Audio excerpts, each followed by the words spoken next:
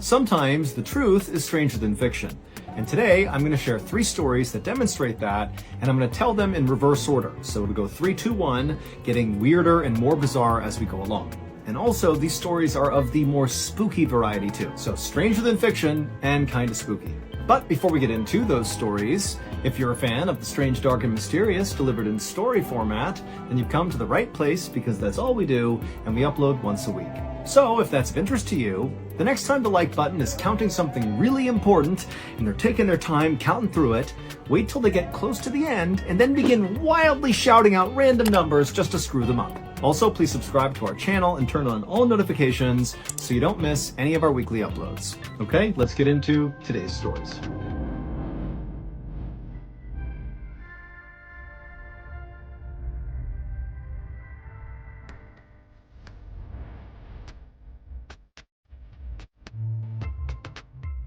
At around 5 p.m. on August 29, 1954, a 53-year-old woman named Juliet Exline had just sat down on her couch with a book inside of her home in Los Angeles when she got this weird wave of anxiety that kind of rushed over her. Now, there was nothing she could think of that would cause her to feel this way, and she even looked around her house thinking, maybe there was something weird going on, but there was nothing. And so finally, Juliet, she put her book down and just took a few calming breaths to kind of go back to normal. Like, she didn't know what was going on, but she could tell she was super anxious. Now, generally speaking, Juliet was a very mellow person. She was not prone to anxiety attacks like this, and so that kind of caught her off guard.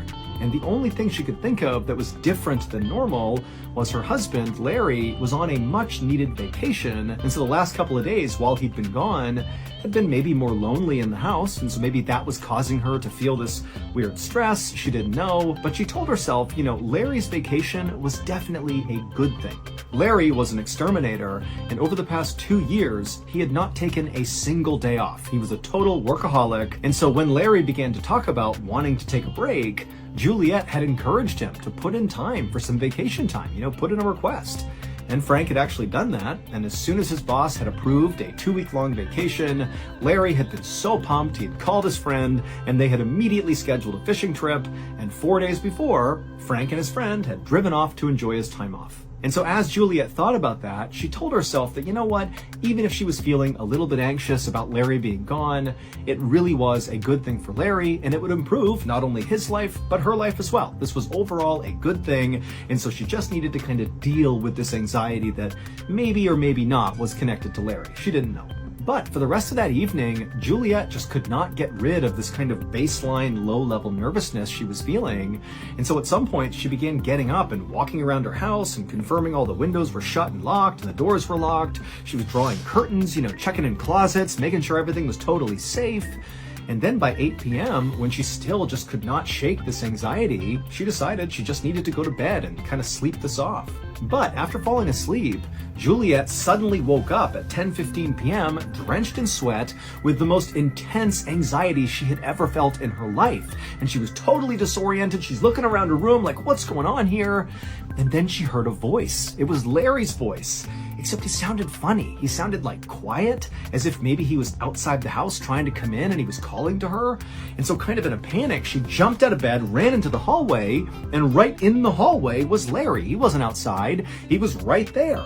Except something was wrong with Larry. He was kind of hunched over and grabbing his stomach, and he had his hand on the wall, and he also appeared to be soaking wet. And so Juliet had no idea what was going on, but between all that anxiety and now seeing Larry here in this weird state, she couldn't help herself. She just ran towards him to just make sure he was okay. But as soon as she got about a foot away from him, he held out his hand and said, "No, don't touch me. I have to go back." And what he said was so disorienting that Juliet just stopped and stared at her husband like, what is this? And that's when she made the startling realization that Larry was not soaking wet with water. He was soaking wet with blood, and he was clutching his stomach like something was bleeding in his midsection. And the reason he had sounded so quiet when he had called out to her and woken her up was because he was clearly hurt. And so Juliet has no clue what's going on. Like, her husband was supposed to be 7 hours away on this fishing trip, and so how is he here? It didn't make any sense. And so really not knowing what else to do, Juliet just said, I'm gonna call the doctor. And so she ran past Larry, headed to the kitchen, and she was about to grab the phone on the wall, but before she could grab it, the phone began to ring. And so Juliet just answered it and said, hello, hello. And what she heard was the sound of a sheriff in Ely, Nevada. And he said, excuse me, is this Mrs. Exline, Juliet Exline? And she said, yes, what's going on? What's happened? And the sheriff said, ma'am, I'm sorry to tell you this, but I have some terrible news. Your husband got into a car accident, and unfortunately, he has passed away. And now the second the sheriff said this to Juliet, she just froze and goes, no, that's not possible. He's here with me right now. And Juliet turned around and looked into the hallway where Larry had been standing, and now Larry was gone. Larry really had died in that car accident because Juliet would bury her husband that week. But Juliet maintained that clearly after her husband had died, his spirit had somehow survived the accident, because when she saw her husband standing in the hallway, hunched over and covered in blood, it was at 10:15 p.m. She remembers because when she woke up, she saw the time. It was 10:15. And her husband had died at exactly 10:15 p.m., the exact moment she saw him in the hallway. Juliet would ultimately write an account of what she experienced with her husband. However, from that day forward, she never once saw her husband again. That was the only time.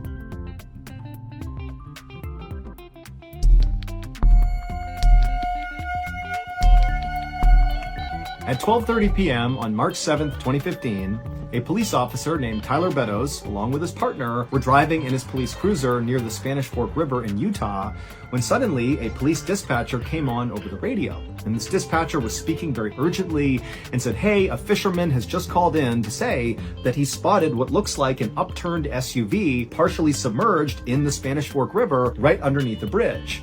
And whoever is closest to this bridge, get over there and see if there's anybody inside the vehicle that can be saved. And so Officer Beddoes and his partner, they knew they were very near this bridge. And so immediately they banged a U-turn, they drove to the bridge, but from the road they looked down and couldn't see any SUV. But they saw there were some firefighters and paramedics that were also converging at the spot on the road, and everybody's getting out and running down to the riverbank. And so Beddoes and his partner did the same thing. They got out and they ran down, and then finally when they got to the riverbank and they saw underneath this bridge, sure enough, there was this red SUV upturned, partially submerged, and he noticed right away that none of the doors had been opened in this SUV, and so it meant whoever was driving this vehicle when it flipped over very likely was still inside. And so Officer Beddoes and his partner and the other first responders just jumped into this icy cold river and began making their way closer and closer to this upturned SUV, which again, it's not fully submerged. It's like a third of the way underwater. So if you were sitting in the seat inside of this vehicle and you were an adult, your head would basically be in the water if you were still strapped into the seat. And as they're making their way towards this SUV, when they got close enough, they began hearing a woman inside of the vehicle screaming, hey, we're in here, come over here, help! But when Officer Beddoes and the rest of the first responders actually reached the SUV, the water was so murky and it basically completely covered up the windows that they weren't really able to look into the vehicle. They could just hear this woman yelling, but that was it.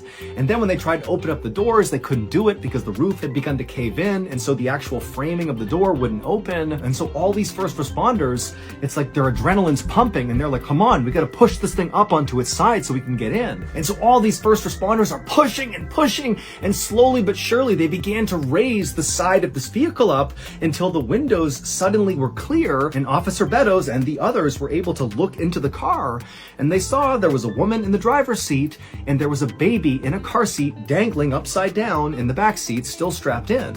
And so Beddoes began screaming, there's a baby in here, there's a baby in here. And suddenly it was like everybody got extra strength and they pushed this vehicle all the way up onto its side. And then one of the firefighters climbed up onto the side of the car, which now was the highest point of the car. And he reached in and he clipped the straps holding the baby who had been upside down, dangling there, cut the straps and pulled the baby out and handed the baby over to Officer Beddoes. And then the firefighter began doing the same thing to get the woman out. But Officer Beddoes at this point, he just took this baby, he turned away, he figured the first responders will handle this woman, and he's gonna take this baby to safety, because he couldn't even tell if the baby was alive or not. And so he's cradling this baby, he's rushing back through the water, back to the riverbank, and then he hands the baby over to the paramedics, and right as he does, he sees this little baby begins to move its arms and flicker its eyes, and he wanted to weep out of relief that this child was okay. They put the baby onto a stretcher, they put the baby in the ambulance, and they whisked the baby away to the hospital, where the this baby would survive. But after the baby had been taken away, Officer Beddoes turned his attention back to the SUV and back to the woman to see how she was doing. But he could tell right away from the way people were acting, all the other first responders that were still dealing with the crisis in the water, the way they were acting indicated that something is off here. Well, it would turn out 14 hours earlier, so at around 10 p.m. the previous night, a 25-year-old woman named Jennifer Grossbeck had just left her father's house in Salem, Utah, and in her car was her little 18-month-old baby, Lily, who was in the back seat. And after Jennifer pulled away from her father's house and her father's on the porch waving to her, she began driving towards her home. But something happened around 10:30 p.m. that night. We don't know what, but something caused Jennifer to careen off the road on that bridge and flip over and land in the water. Maybe she fell asleep at the wheel or an animal jumped out, we don't know. But we know at 10:30, she careens off the bridge and she lands in that river. And then for 14 hours, she and her baby remained upside down in that river. Until finally, Officer Beddoes and the other first responders came rushing over to open it up and get them out of there. And if you recall, all the first responders, Officer Beddoes included, heard Jennifer screaming that they were in the car, "Come save us, please." But what they would find out is that could not have been Jennifer, because Jennifer was killed on impact when the car fell into the water. Only Lily survived the crash, and then Lily, who's nearly hypothermic and she's upside down with water like 2 inches away from her head, for 14 hours she dangled there, and when she was pulled out, according to doctors, was like a couple of minutes before she would have died from hypothermia. And so without that voice, Lily almost certainly would have died, because it was the sound of that voice that really encouraged all these first responders to find the strength and get that car up on its side and then get the baby out of there. We don't know whose voice that belonged to, but for sure, it saved Lily's life. And again, baby Lily would make a full recovery, and to this day, Officer Beddoes and the other first responders, they know what they heard and they do not have an explanation for it. Do you like scary stories about cryptids, the paranormal, the supernatural, bizarre true crime? Of course you do. Well, I have. At around 9 p.m. on October 26, 2009, a 19-year-old college student named Miyako Hiroka bagged up the last bit of trash inside of the ice cream parlor where she worked, and she dumped it into a bag and she tied that bag up. It was closing time, and so Miyako looked around the inside of the parlor, made sure everything was where it was supposed to be, and then she flipped off the lights, threw her purse over her shoulder, she grabbed that bag of trash, she headed outside the parlor, she shut and locked the door, she dumped the trash in a nearby bin, and then began walking towards the exit of the mall, which is where this parlor was located. It was inside of this big mall. Miyako went to school in a city called Hamada City, which is located on the coast of Japan in an area called the Shimane Prefecture.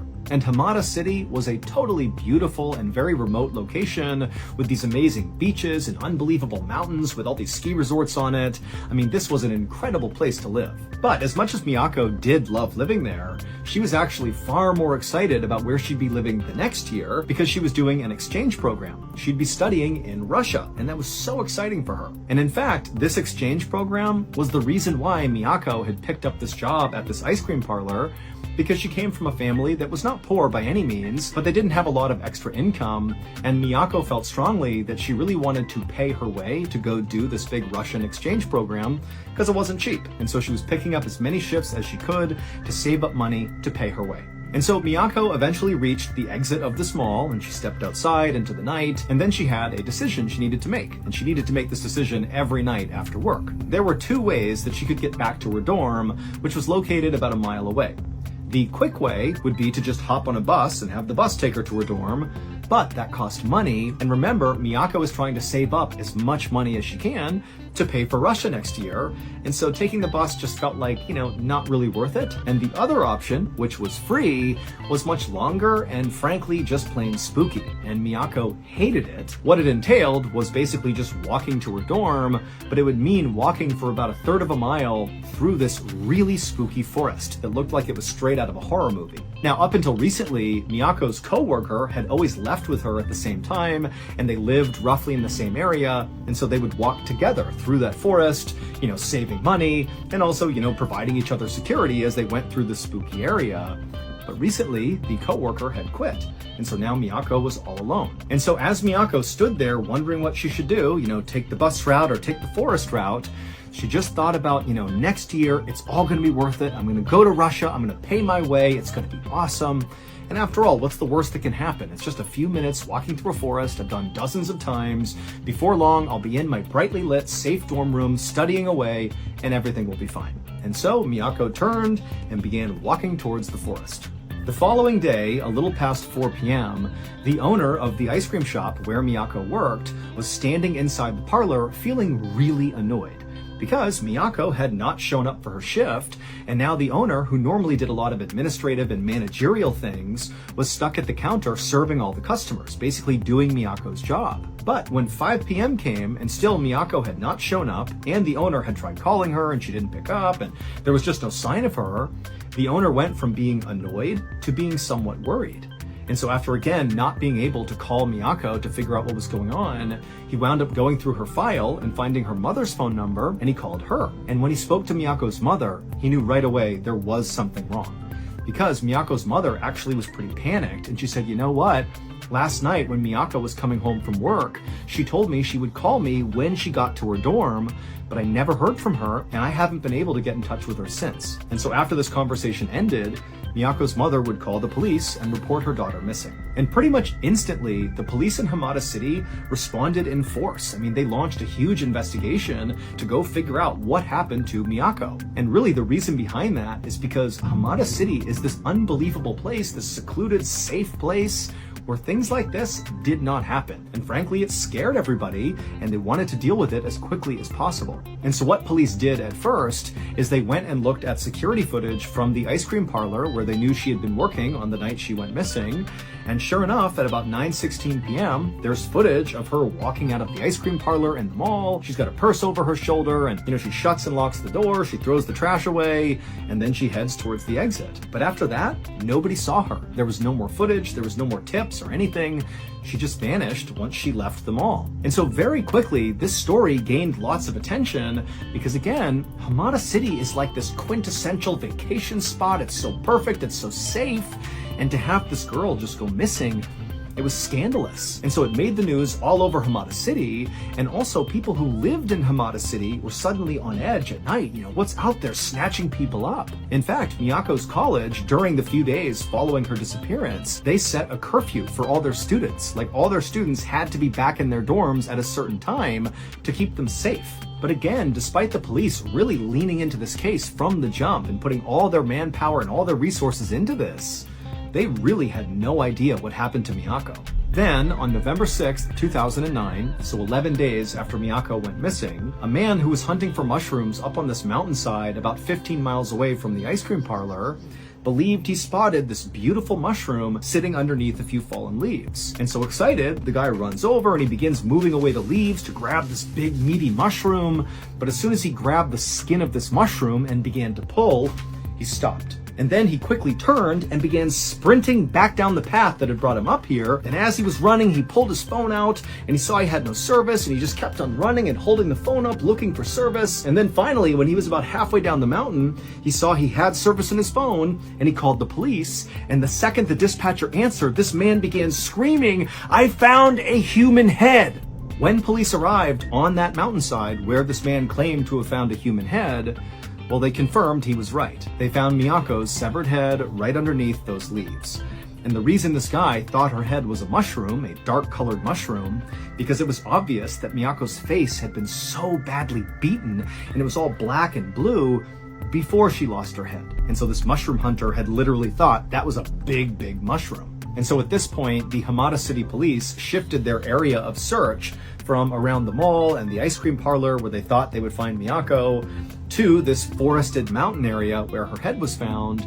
And now, of course, it was no longer a search and rescue, it was a recovery mission. They're just looking for the rest of Miyako's body. And over the next couple of days, as police searched this forested mountainside, they would find different parts of Miyako all over the place. And then after they had found, all the pieces to Miyako, the running theory, based on what they were seeing, is that very likely she had been strangled to death, and then her body was burned, and then she was dismembered and scattered throughout this forested mountain area.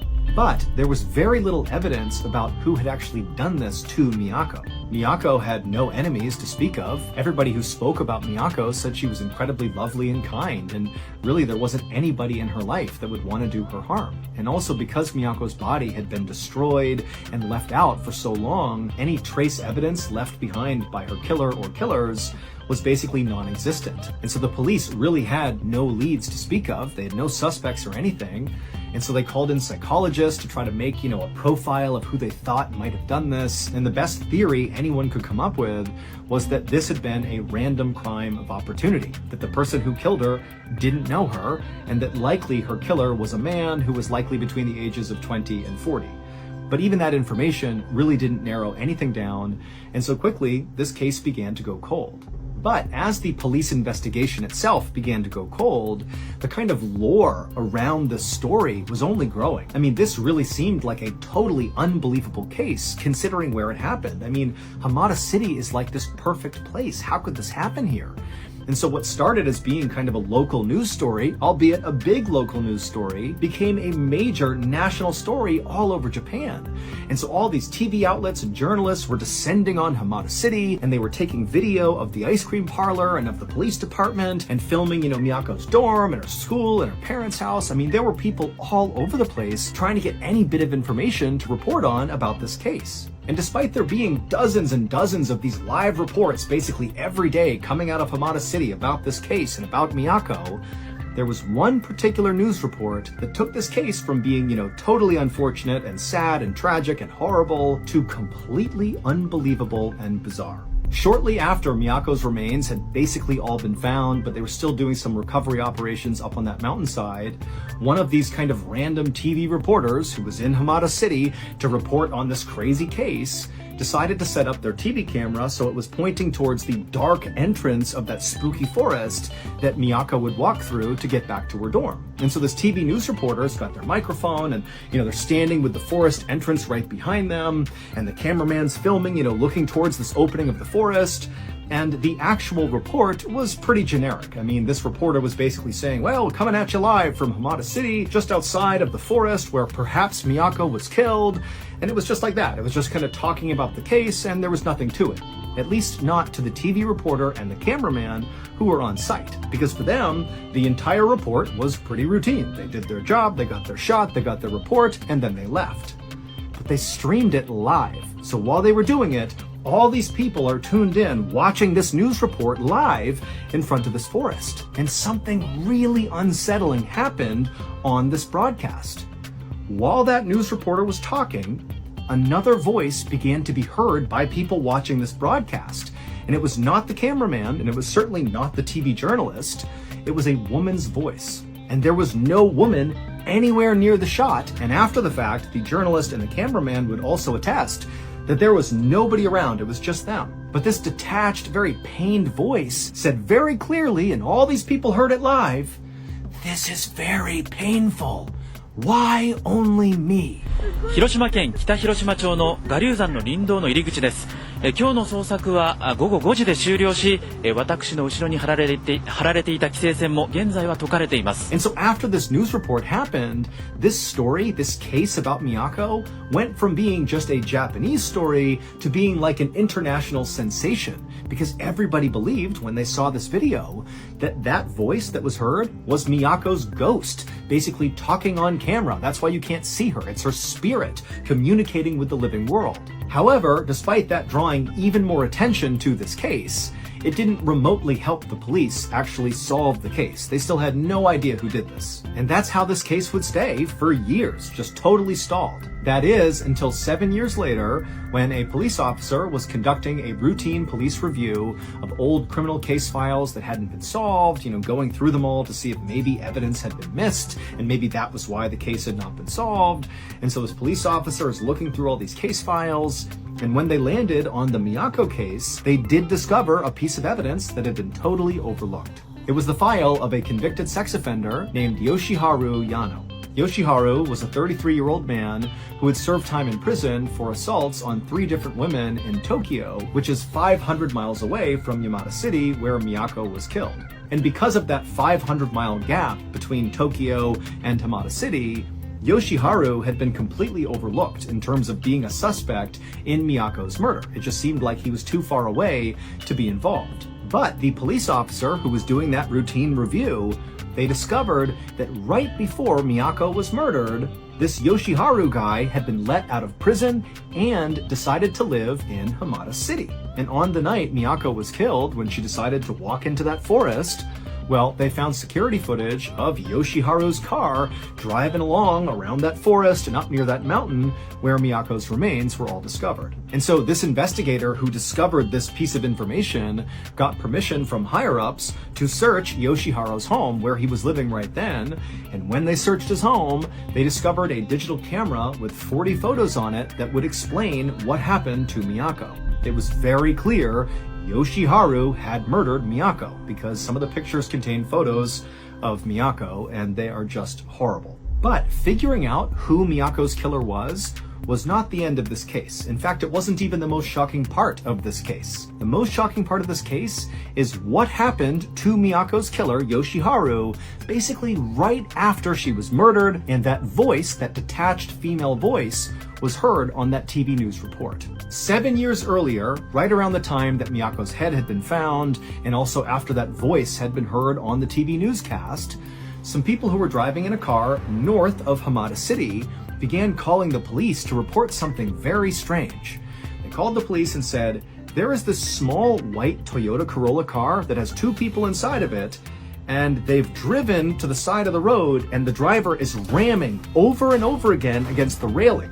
Like they're smashing into the railing, backing up, smashing over and over again, like the car is somehow in control. They don't understand how these people are not getting out of the car. Like, what are they doing? Traffic had stopped on either side. It was just totally nonsensical. And then by the time the police showed up, this car that was just repeatedly driving into the side of this guardrail, it burst into flames with the 2 people inside still clearly alive and looking terrified, and they caught on fire and died. Now, at the time, this did make the news. It looked very much like some sort of weird murder-suicide where the driver had intentionally, driven the car until it burst into flames and killed themselves and also their passenger. But it didn't really amount to more than just a really weird news story because there was no connection to the Miyako case. This is like a totally isolated thing.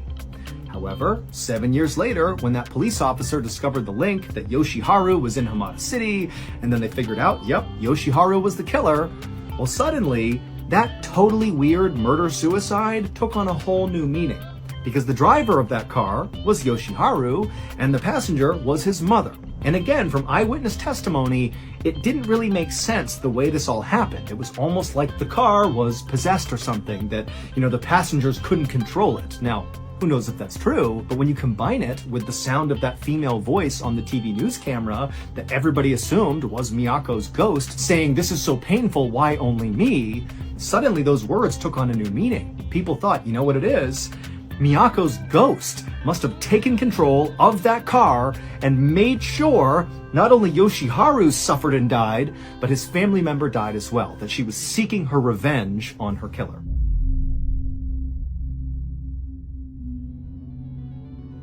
As promised, here is a clip from the newest episode of the Bedtime Stories podcast.